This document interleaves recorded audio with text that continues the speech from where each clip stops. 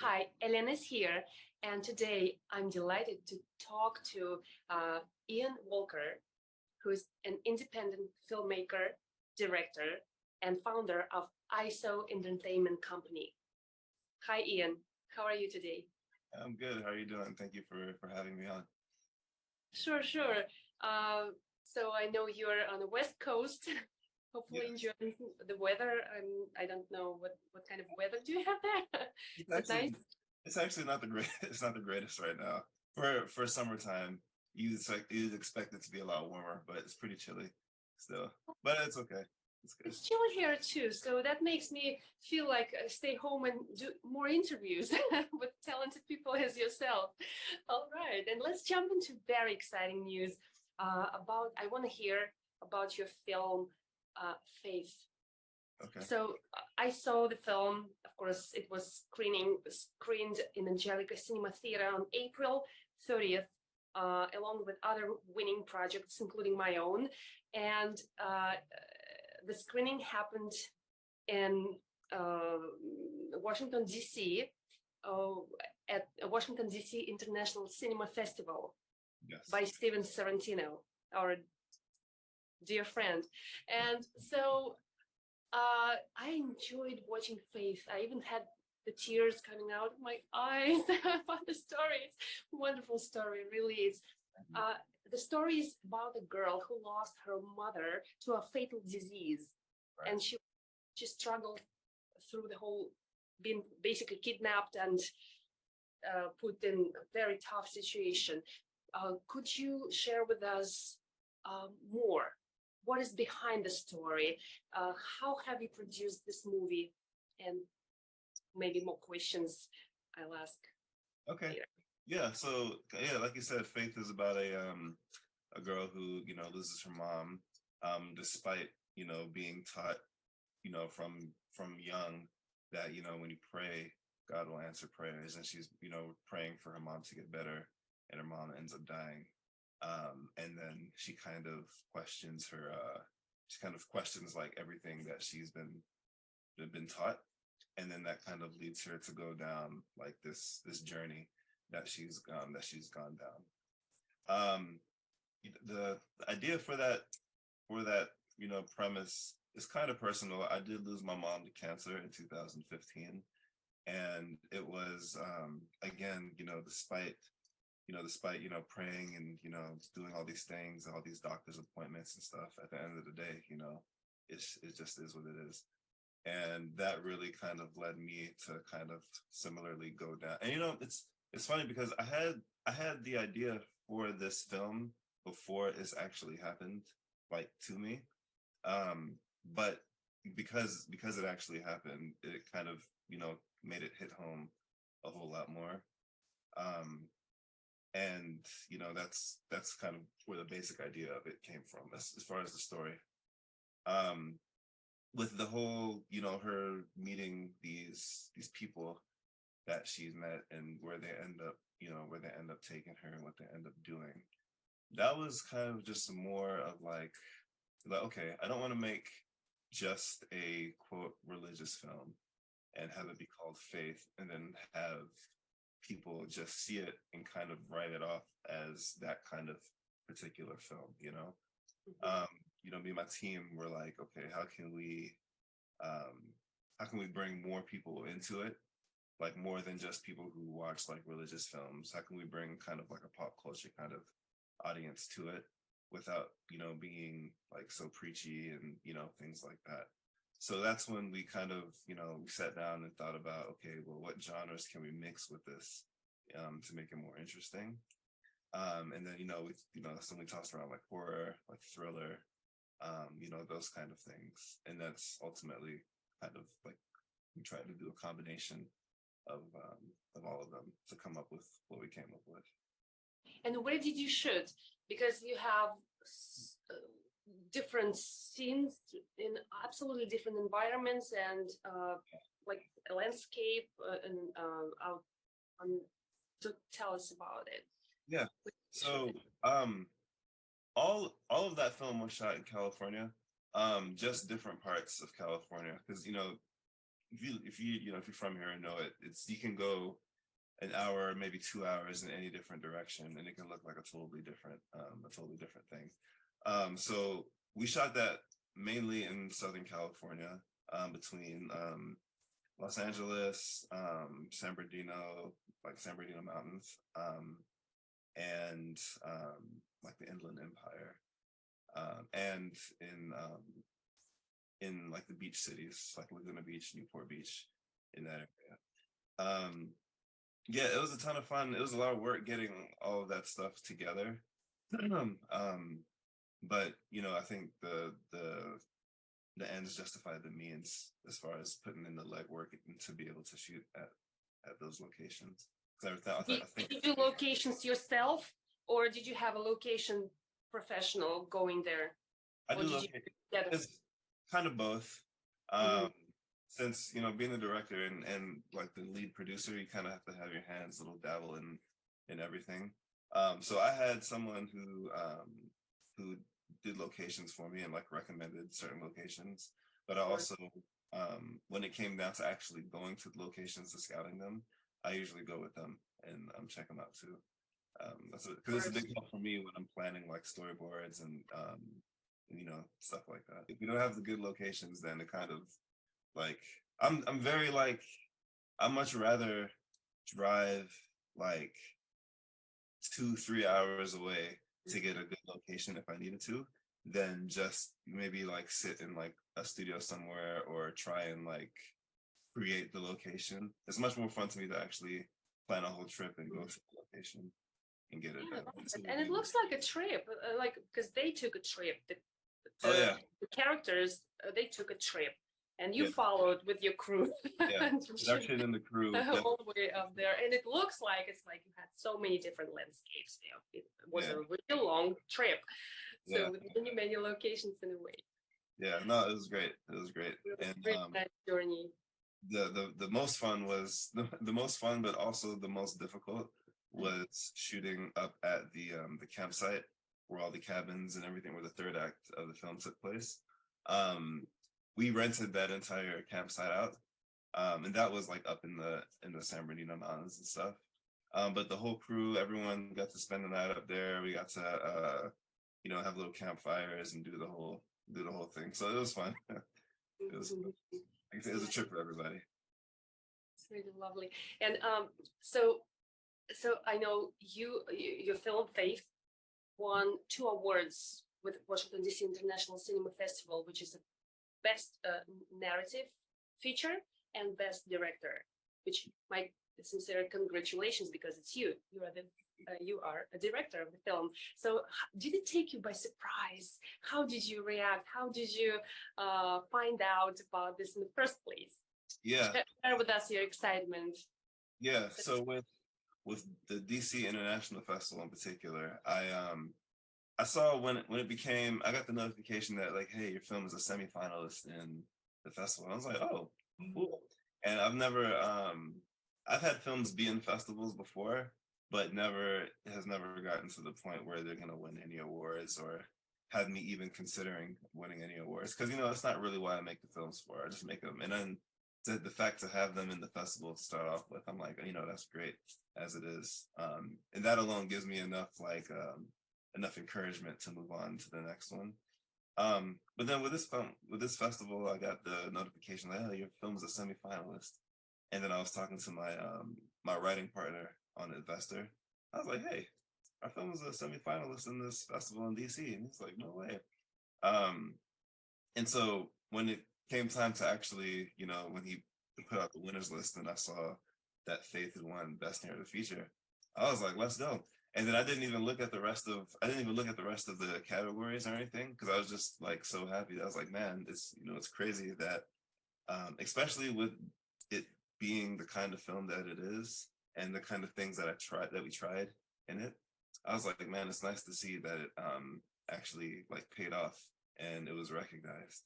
And I honestly didn't even see that I won Best Director until like 4 hours later, when I was, because I was like, hey, I told my wife, I told, the cast and the crew and everything.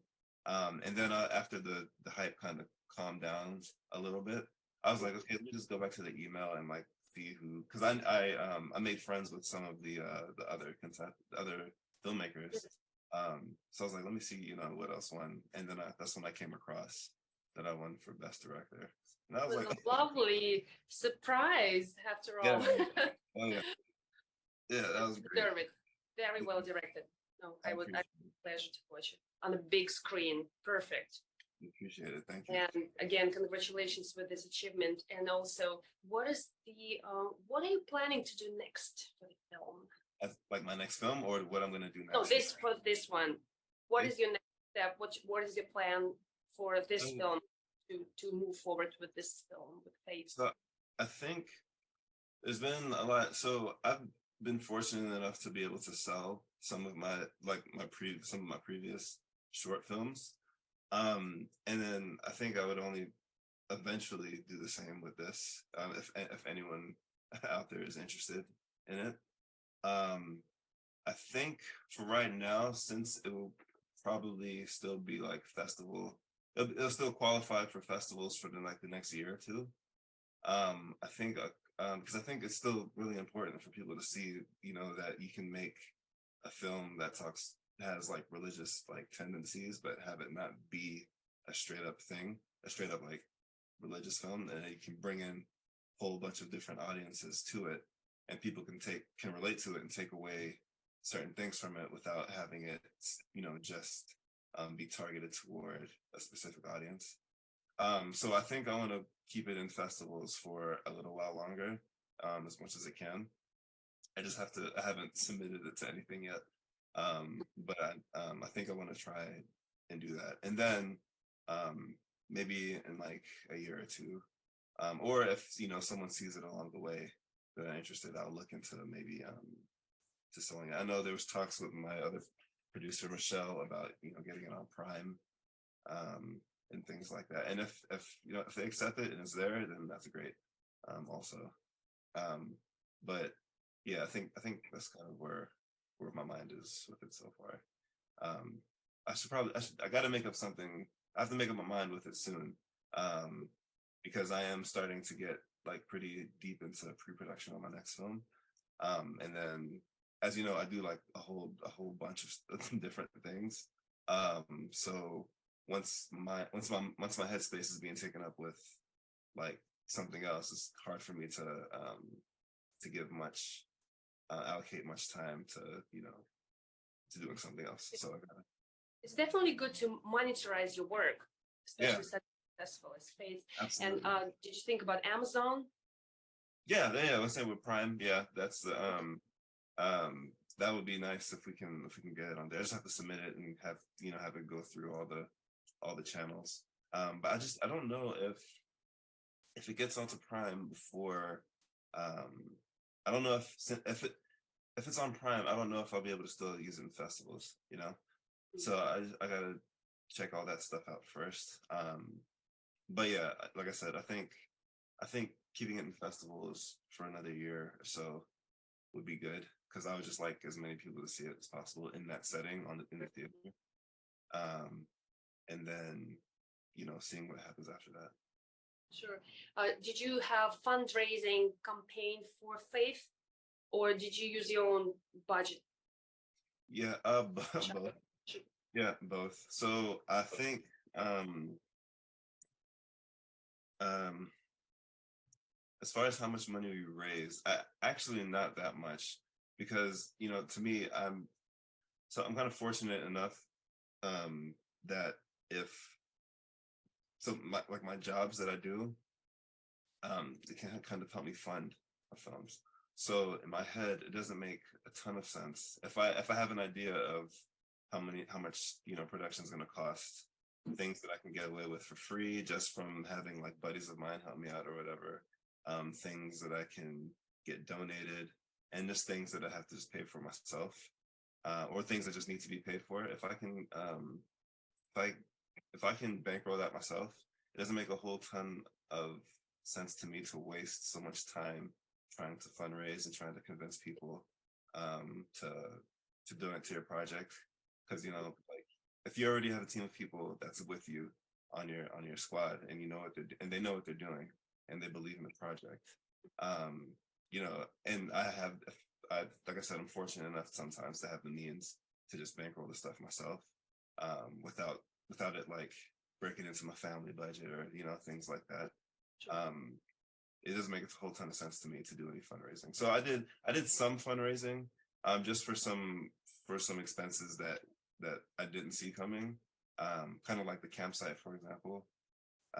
We raised maybe, it's not much, maybe like $3,000 or $4,000 in fundraising, and then I kind of just pocketed the rest, just to get things going. Especially, we shot this during COVID, and that was a whole other thing, in general. So, you know, it my team brought it up to me, but for the same reasons I'm telling you, I'm like, I'll just pay for it. Did you have to have those tests on the set and have people to get vaccinated or tested before each shooting day? You mean for like shooting while we're during Yeah, COVID? because you produced the movie during the pandemic. So did you have those old restrictions on you? Oh yeah, With, yeah.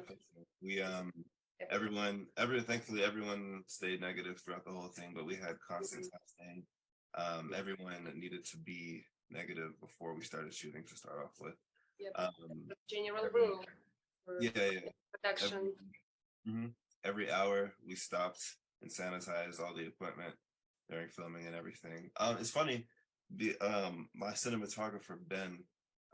So you know, in the third act of the film, when they get to the campsite and everything, without giving things away, people are wearing the masks like over their face. That was actually my cinematographer, because in my head, in the script, they were wearing different masks. But my cinematographer, he was like, "Hey, since we're in COVID anyway, and since we're having people in proximity, so why don't we just get these masks that cover their whole face? So that way, I love it. yeah, so that way they're kind of keeping in compliance with the stuff, but they'll still look cool and fit the narrative." Yeah, I was wondering where's that idea came from with to have that party with the masks. Yeah, so that was the behind the scenes logistics answer. The narrative answer for that would be just the kind of the lore that we came up with for Ali, which is the main antagonist. The lore that we came up with for her story, and why she, after people like earn their worth or whatever by doing things for her, and then when they earn their worth, then they'll receive a mask. So the people who have their masks have been there for a while, and has been rocking with her for a little bit. It looked like a secta. It was a secta. It is a secta. And you mentioned you're working on another project right now, right? What is the project, and what would you like to share with us about? Yeah, it's still super early in development. It's another idea that I've had for a little while, but I'm kind of just actually I did shoot like a type of version of this while I was in college, but this is like a remake of that. It's going to be called Otherworld, and it's about domestic violence. But it's about domestic violence, but the story that we're going to kind of wrap it in is kind of like an Alice in Wonderland kind of story. So think of like Alice in Wonderland, but it focuses on domestic violence. So yeah, we're super excited about it. I think it'll be pretty good. Keep me updated about that project as well. Yeah, for sure. For So sure. my next question will be about the short film, The Chocolate Shop. Yeah. And it's very personal to me, as I told you yesterday, because my grandmother died from Alzheimer's disease in 2010, and she was misdiagnosed before and mistreated. And the story in your film based on a real story. So I'm trying to remember so I actually did not come up with the story for The Chocolate Shop. That was my writing partner, Vester. He just came to me about just strictly directing it. And then I tossed a couple ideas in there as well. But I think I think there is some truth behind the narrative with that story on his part, with his grandmother. So I think so. Yeah, I think there's some truth to that. So yeah, it looks, all your stories, they're about, so they're about normal people who just go through, you know, they face obstacles to life and Yeah. struggle through those. And how do you compose such stories? You know, it's Get them funny. from other people in your experience? And Yeah. It's funny because I was talking to my friends about this, like, Ian, man, you only make like kind of like drama kind of movies that make you feel sad or make you think and stuff like that. But I'm such like a fun, happy going guy and stuff. And to me, I think it's because I'm so happy and fun going sometimes that I think it's super important that there be films that make people think and make people like I stress to like my wife all the time, for example. I'm like deep drama like films are like super, super important because they make people think about things in ways that they probably wouldn't necessarily have thought about them before, you know? So with, a lot of my films, the first one I did talked about like homelessness, and like you said, Alzheimer's, and this one, someone's questioning her faith. The next one's about domestic violence. So it's all like things that people actually go through. yeah, And what I try to do is I try to kind of package them in like a way that is different so that people like think about it in a certain way. It's not just like the typical, oh well, there goes another homeless guy walking her down the street or something, like what's that guy's actual story? I'm sure he didn't want to be homeless, or maybe he did, I don't know, but has um everyone has another story behind them that's deeper. Everything is always deeper than it appears on the surface. And so we always just try to, I thought it would just be interesting to make those kind of films. yeah, your stories, they feel related Hmm. to the audience, to normal people, to me, to my friends, to my family. So I see myself there. Right. That's why I feel Right. engaged, how to say it, right? Right. Yeah, no, you good.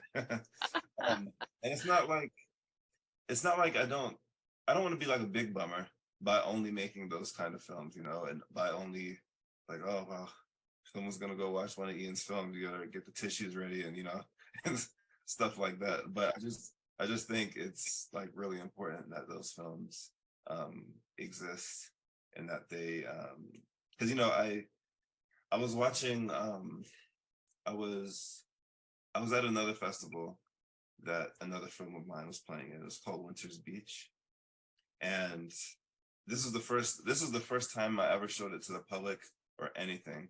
Um, the like I never test screened it. I never did. I just finished editing it.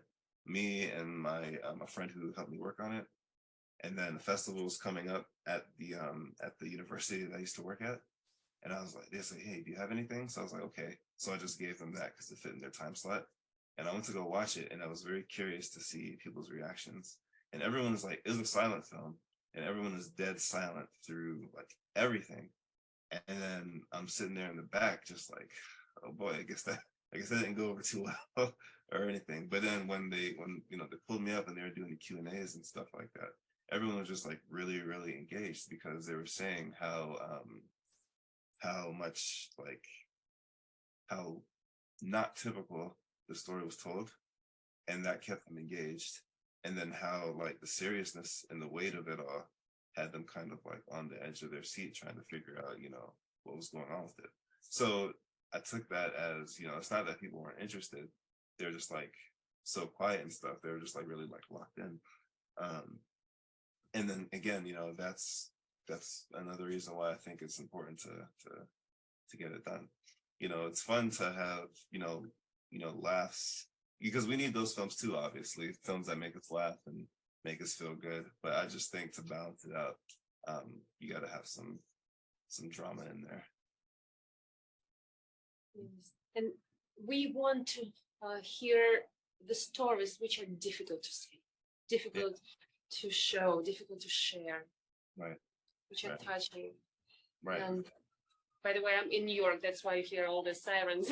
Oh, gosh. But I don't even stop because it's just New York. Ian, what is the greater purpose, a dream of your life that made you a filmmaker? Maybe a filmmaker. Why did you wake up one day and said, I'm going to be a filmmaker? I used to want to be an actor only. Like back in college, like growing up through, ever since I saw Heath Ledger's performance in The Dark Knight as the Joker, I wanted to be an actor. And then Heath Ledger and Johnny Depp playing Edward Scissorhands. Those are like the two big influences on me wanting to be an actor. And then as I got older, I went to college. I had a whole bunch of friends. We all just wanted to be actors, but no one was ever really doing anything about it. So one morning, like you said, I just woke up and then I'm like, you know what?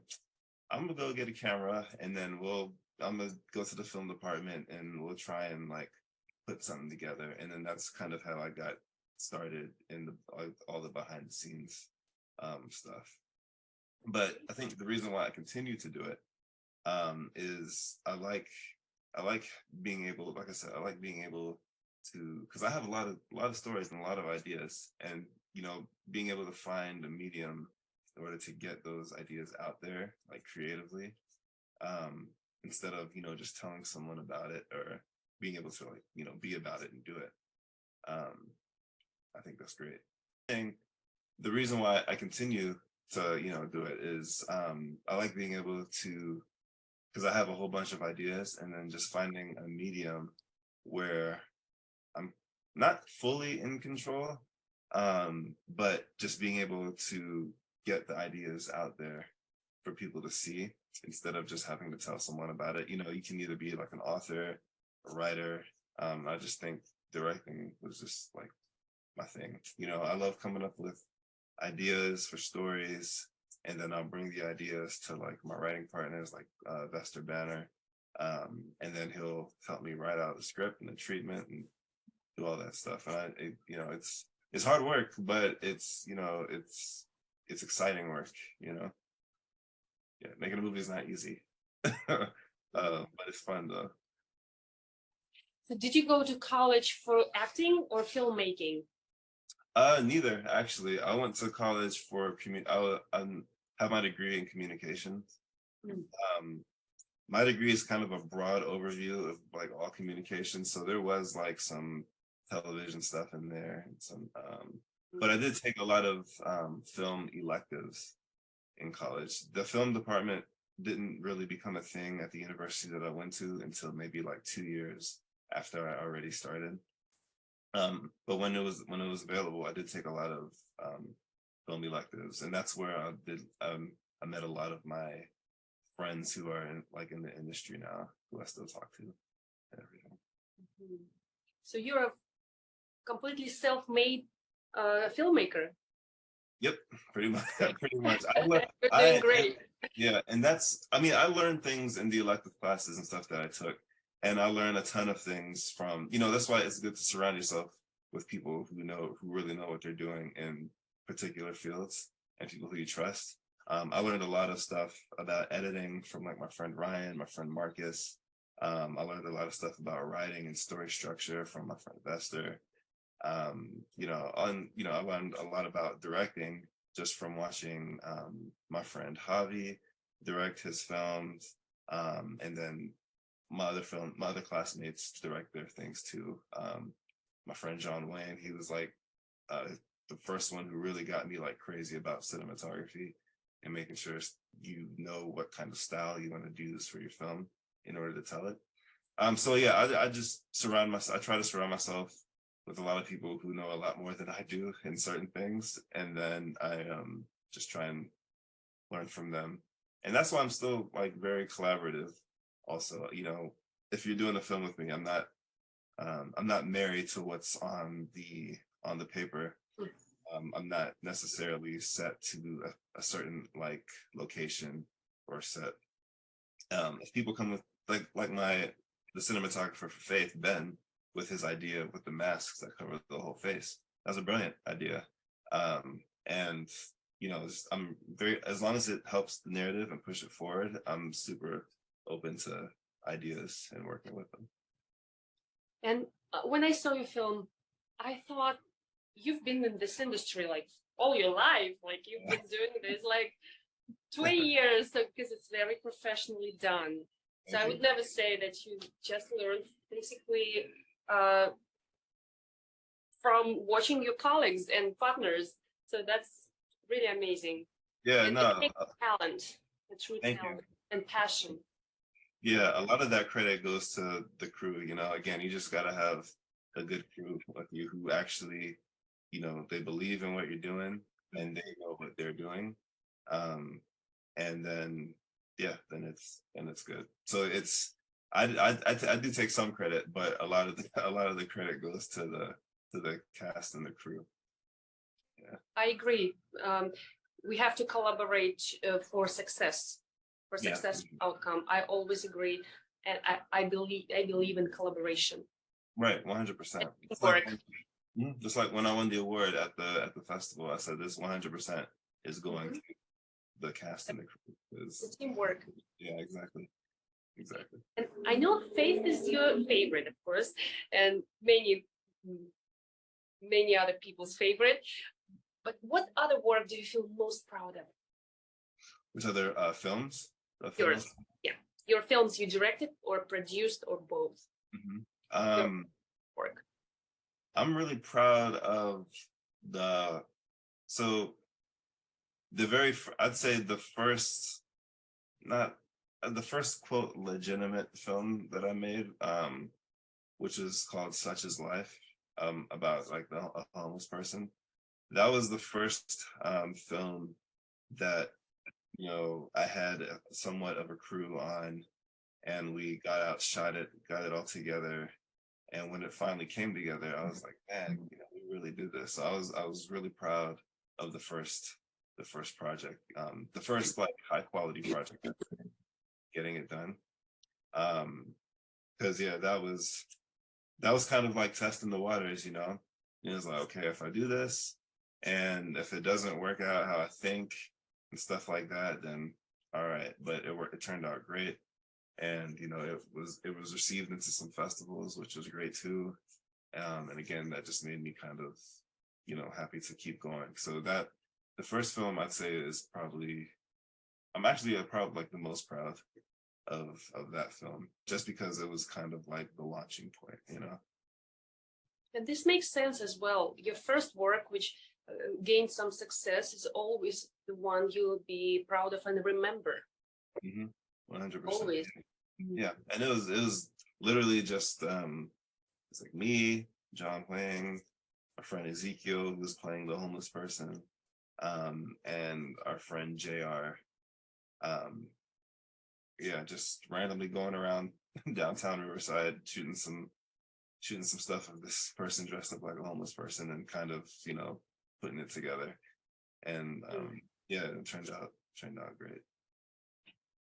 I want to ask you advice, Ian, as the filmmaker who is just in the beginning. I'm of my path, so I just made one film, so I'm exactly where you were years ago, right?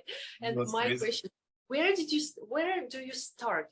So you have a script, you have an idea. Well, you have actually the script, the screenplay. So what's next? What do you do next? What would you suggest to? It's funny. It's funny people kind of rate themselves on where they are based on. I still consider myself in my very beginning also, it's just kind of, I'm just having to just be about it and get going. So, I mean, I guess if you have an idea, I guess the next thing, you should do is try to find someone, either if it's someone or you just want to try and like, what's the word? Just connect with someone about, you know, writing a story or like a treatment for it, and seeing, you know, what things in your ideas can be fleshed out more. But then when the story is ready, so you have the script, what's next? What do? You pick up your phone, whom you call first? Oh, okay, Okay, I yeah, have yeah. a story now, it's written, I have a screenplay now. What's Okay, next? What you yeah. want to do? When the script is finished, the first thing I do is call up my fellow producers, like people who I want to help me produce the thing. You know, depending on how big or small the project is, then I may call, like, you know, 2 or 3 other producers. So for the upcoming one for Otherworld, I've already contacted, even though the script's not done yet, but I've already contacted like 2 of my producers who helped me produce Faith also. And I was like, you know, all right, we got another one. But once all that's said and done, you kind of just figure out, okay, I kind of just break it down by acts, like one act, 2 act, 3, and break it down by scenes and say, okay, what do we need to get as far as locations go? What do we need to get as far as props go? What do we need as far as like wardrobe and makeup and things like that? And kind of like list all those things out, and then you kind of just tackle them, one by one, figuring out, how much things are going to cost. That's when you start to get a real idea of, budget and how much you're going to need, whether or not the kind of actors you're going to try to hire. If they're going to be SAG actors, going to be non-union actors. Because if you're doing SAG, that's a whole other can of worms. And then just trying to figure out. I'm kind of just going through my process. It is not necessarily, a certain particular way. And then I find out, maybe if this scene's not necessary, maybe we move this scene. Can we simplify this scene? Because writing it out, you think it's good, but then in practice, it's a bit more complicated than that. So how can we simplify it? And things like that. And then, like I say, just start tackling them one after another. And then once I get an idea of all of that, without necessarily putting anything like set in stone, that's when I start with the casting and things like that. So you start casting after you basically determine your budget, determine all the props and locations, what you basically need in theory. Right. And then do you have the storyboard before you start casting? I usually do the storyboards before I start casting. Yeah. And that can take, because usually it's just me doing the storyboards sometimes. So that could take a long time. For Faith, it took me, just because I weave in and out of so many different things, and I do so many different things, it took me the better part of like 9 months to storyboard Faith. And Faith is only like 50 minutes long. But I did it myself. And then after, I usually go to casting almost immediately after I finish the storyboards, because when the storyboards are done, I'm like, okay, I have a really good idea of the vision and how things are going to go. And then now you just got to get people to fill the roles. That's important to know. So you kind of like, because you basically, in the production, it's very important, the timing, the time management. So Right. You basically save tons of time for yourself and your crew members, and for potential actors who will fill up the characters, right? Right. So you basically do everything structurally, step by step, in a necessary order and necessary for the production, which is important. Yeah. And for me, I don't mind taking that long amount of time to get that stuff done, because during the process, you can also think of new ideas and new ways you can shoot the film, and have things come across. So that way it gives them more time to like marinate and boil and stuff, Yeah. It's like a baby growing, right? So you exactly. cannot know and predict everything, and before you have to watch it growing, and as it's growing, you come with more ideas, more uh, Right. insights. Wonderful. And you are a father of two children and husband and Yep. entrepreneur. So you have like two businesses aside of, as well as filmmaking. For Yeah. me, it's the same as having 4 or 5 full-time jobs. How are you dealing with all that at once? Um, you have to, you just have to be just the right amount of crazy. to do it. Um, no, but it's great. It's all to me. It comes down to, like you said, like time managing your time and prioritizing certain things over another. Um, whenever I'm in, like, I call it film mode. Whenever I'm in film mode, I usually do a lot of like pre-production stuff in the late night after my kids go to bed, or in the early morning. Like I'll be up from like 3 o'clock in the morning working on pre-production stuff, and then the kids wake up around 8 o'clock, and then I'll take a break and get their breakfast and get them ready and everything. And then my wife will usually like take over from there, and then I can get back into it.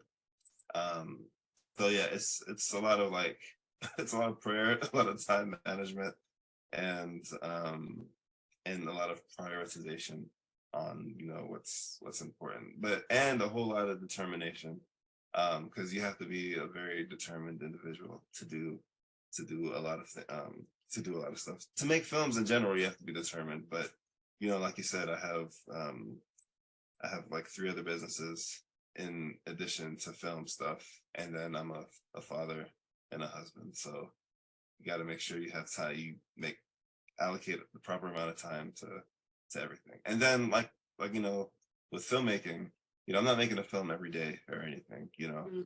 So for example, when I finally finished Faith, like once I hit the button, I was like, this is the final edit, and things like that. I usually take a good chunk amount of time off from film stuff while I'm cooking up new ideas in the background. Yeah. Yeah, it's just like this is my wife's when I was working on Faith, that was my wife's first time really seeing me in like film mode, and she's seeing the amount of work and effort and time that it takes. So it was a little much to get for her to get used to. But she totally respects it and understands it. And once it was done, it was just like a whole lot of free time, kind of not a whole lot because I still had other things to do, but a whole bunch of free time that would have been taken up by prepping film stuff or filming things like that. All of a sudden became available, and then you prioritize time with your family and stuff over everything else because you've been away for so long. Yeah. Ah, such a pleasure to talk to you. Is anything else you'd like to share? Any stories, fun, sad, Um, interesting stories that you come you across your um, mind? well, with Faith, for example, so our lead actress, her name is actually Faith. So I found that funny. I thought it was great. Amazing. Her name is Faith Stowers. She comes from the MTV world, and she was kind of wanted to switch up her image a bit and go into films and stuff, which is great. But the reason I bring it up is she really saved the day. We initially casted someone else to play Faith, and she was great too, but with scheduling and stuff, I guess it didn't like work out, and she actually had to leave the film about a week before we started shooting, and we'd already been in rehearsals and all that stuff for like a couple months now, and then she had to leave a week before we started shooting, and then thankfully we called up Faith and was like, hey, like, are you still interested? Like, please still be interested, and things like that. And then she like hopped right on and really saved the day because that was a whole, and she learned the film so quickly and she did a great job. And that was a whole thing, because if we could not find someone to fill the role, because we had already, the money had already been spent for the locations, all the rental vehicles, all the equipment, everything was already good to go, and that would have put a big halt like on everything. So I just want to give a shout out to Faith because she really saved the day with this. Wow, that was a real faith. Oh yeah. No, this is incredible. Oh yeah. And you have the title for the film, which is Faith, and you find an actress whose name is Faith. Yeah. This is something Yeah. like gives me chills. Yeah. Wow. I think it was meant to be. This is amazing. Yeah. Wow. And she was amazing. She's amazing actress. Yeah. She really played She's great. out of her craft, and she fulfilled the role so nicely. I had tears, as I said earlier, seriously, so I cried there. It was touching. Yeah, thank you. Yeah.